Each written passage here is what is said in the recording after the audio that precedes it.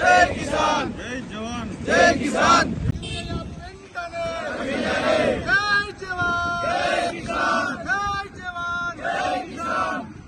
రైతుల ఐక్యత.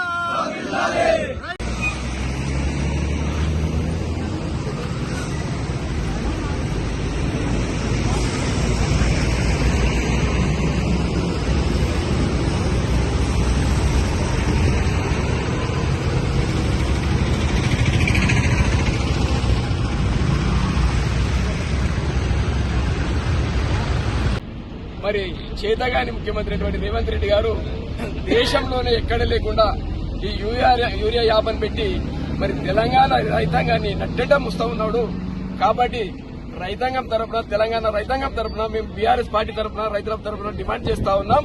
తక్షణమే యూరియా యాప్ను ఎత్తేసి రైతులకు సరిపడే యూరియా సప్లై చేయాలని చెప్పేసి ప్రధాన డిమాండ్ మేము డిమాండ్ చేస్తా ఉన్నాం.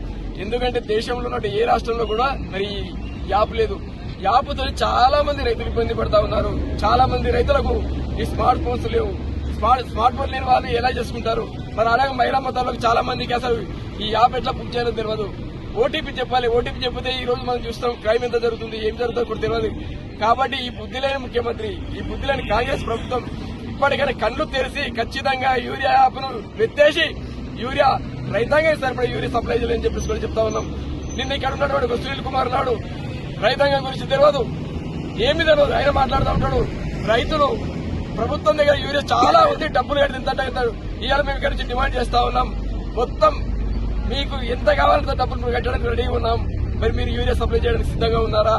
మేము రైతాంగం తరఫున డిమాండ్ చేస్తున్నాం. చేత కాకుండా ఈ రోజు రాష్ట్రం మొత్తం ఉంది ప్రాబ్లం. రాష్ట్రంలో ఎక్కడ చూసినా రైతాంగం రోడ్ల మీకు ఎక్కుతా ఉన్నారు. కాబట్టి ఖబర్దార్ రేవంత్ రెడ్డి గారు, మీరు తక్షణమే ఈ యూరియా యాప్ను రద్దు చేయాలి, రైతులకు సరిపడే యూరియా సప్లై చేయాలని చెప్పేసి ప్రధాన డిమాండ్ గా మేము భారత రాష్ట్ర సమితి తరఫున, తెలంగాణ రాష్ట్ర రైతాంగ ప్రజల తరఫున డిమాండ్ చేస్తా ఉన్నాం. జై తెలంగాణ, జై తెలంగాణ.